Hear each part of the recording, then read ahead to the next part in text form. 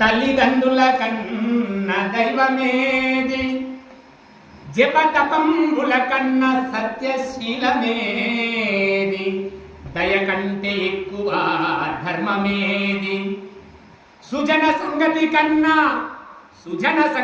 కన్నా చూడ లాభం వేది, క్రోధంబు కన్న శత్రుత్వమేది, రుణము కంటెను నరునకు రోగమేది, ధరణి అపకీర్తి కంటే మరణమేది, ఈ ధరణిలో అపకీర్తి కంటే మరణమేది, సరిగ సత్కీర్తి కంటెను సంపదేది, స్మరణకు మించిన భరణమేది. అన్ని దానముల కన్నా అన్నదానము మిన్నాళ్ళు. అన్నదానం కంటే మించిన దానము లేదు, తల్లిదండ్రులకు మించిన దైవము లేదు, జప తపముల కన్నా సత్యశీలము లేదు. చూడండి ఎంత అద్భుతంగా చెప్తున్నారు కవులు. దయ, నీ లోపల దయగుణం అనే ఉంటే అదే ధర్మం అంటున్నాడు. అదేవిధంగా సుజన సంగతి, నలుగురం కూర్చుంటే సత్సంగం ఏర్పాటు చేసుకుని భగవంతుల గురించో భాగవతోత్తముల గురించో చర్చించాలి. దానికి మించిన సంగతికి, సుజన సంగతి కన్నా చూడడానికి లాభం ఏమీ లేదు. మనం ఎప్పుడు 24 గంటల వరకు 10,000 ఇవ్వాలా, 5,000 ఇవ్వాలా, అది కాదు. అది మందిలో ఉన్నప్పుడు భగవత్ సాక్షాత్ సంపద గురించి, భగవత్ తత్వం గురించి చర్చించగలగాలి. అదేవిధంగా కోపానికి మించినటువంటి శత్రువు లేడు. నీ లోపల కోపం తాండవిస్తుందనుకో, దానికి మించినటువంటి శత్రువు లేదు. అదేవిధంగా ధరణిలో అపకీర్తి కంటే, ఈ ధరణిలో నీకు అపకీర్తి తెచ్చే గుణాలు ఉన్నటువంటి వారి కంటే దానికన్నా మరణము మేలు అంటాడు. అదేవిధంగా స్మరణకు మించిన ఆభరణం లేదంటాడు. ఈనాడు వచ్చి గుళ్ళో కూర్చొని నమశివాయ నమశివాయ అంటున్నాం. మనం మహాశివరాత్రి నాడు అగ్నిగుణం చేసి ఏమంటామయ్యా? నమశివాయ నమశివాయ అంటే ఏమవుతుంది? అగ్ని మంచవుతుంది. అగ్నిగుండంలో నిప్పులు ఉంటాయి. ఆ నిప్పుల్లో నడుచుకుంటా నమశివాయ నమశివాయ అనుకుంటూ ఏమైతే ఆ నిప్పులన్నీ మంచుగడవైపోతున్నాయి, కాలు. అదేవిధంగా మనం ఎక్కడైతే సత్సంగం ఏర్పాటు చేసుకుని భగవంతు చింతనతో కలుపుకుంటున్నామో అది మహాకార్యం.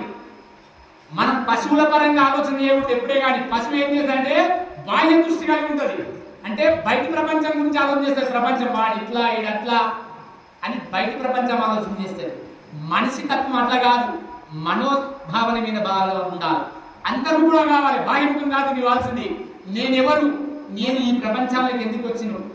బ్రహ్మదేవుడు అడుగుతాడు సృష్టి ఆరంభంలో భూదేవిని, అమ్మా భూదేవి నేను సృష్టి ఆరంభం చేయాలనుకుంటున్నానంటే ఏం కావాలయ్యా నీకు అంటది. నీ నుంచి నాకు కొద్ది మట్టి కావాలి. ఆ మట్టి తీసుకొని నేను ఎన్ని బొమ్మలు చేసావయ్యా? 84 లక్షల బొమ్మలు చేస్తా తల్లి అని అడుగుతాడు. నీకేమన్నా కావాలా? 24 లక్షల బొమ్మను పెట్టుకోవాలనుకున్నావా? నాకు ఏమొద్దయా, ఆ బొమ్మలన్నీ మళ్ళీ నాకు ఇచ్చేయాలి నీ ఆటంతా అయిపోయిన తర్వాత. దానిలో ఉన్న శక్తి స్వరూపాన్ని ఎండబెట్టుకోబో. ఆ బొమ్మలు ఏదైతే నా ముందు తీసుకుంటారో అవి మళ్ళీ నాకే ఇచ్చేయాలి అన్నందుకే ఇప్పుడు చావు అనేది ఉంది మనకు. లేకపోతే అందరం అమరులమే, అందరం చిరంజీవులమే, అందరం ఇష్టం వచ్చినట్టు వేదికలు ఉద్భవించేది.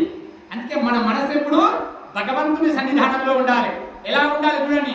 ఈనాడు మనం చూస్తూ ఉన్నాం, మొన్న ఊరేగింపు చేసినాం. అలాంటి ఊరేగింపుకి అందరికీ రాలేరు. గడవాహన సేవ చేశాం. మన దగ్గర అంటే ఏదో పల్లకి సేవ చేస్తున్నాం. అదే తిరుపతి పోతే, ఏదన్నా మంచి ఆలయంలో పోతే ఏం చేస్తారో తెలుసా?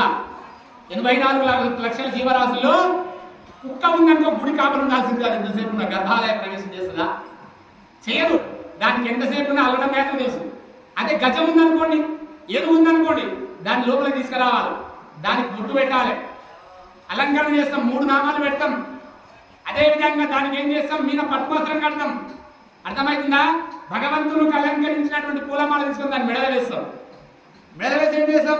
ఆ ఏనుగు వీపుల మీద భగవంతుని యొక్క ప్రతిమను పెడతాం. ఆయన ఈశ్వర సంభూతుడు. ఆ ఏనుగు హక్కుంది మొయ్యనికే. ఆ ఏనుగు గుడి దాటుతుంటే కుక్క ఏం చేస్తుంది? నేను బయట కాపాలంటే ఇంత భక్తి పరంపరం చేస్తే పనికి అనుకోండి, ఏనుగు తీసుకుపోయి లోపల పెడతారా? అది ఏమన్నా కావాలి కాసిందే? అది అలంకరణ చేసినారు భక్తురాలా? అలంకరణ చేసుకున్నాడు భక్తుడు అయితే రా అని ఏం చేస్తా? అరుస్తుంది బయట, బౌ బౌ కుక్క అలుతుంటది. ఆ కుక్క అరుపును చూసి ఏనుగు సంస్కరిస్తారా? దానికి ఏమవుతుంది?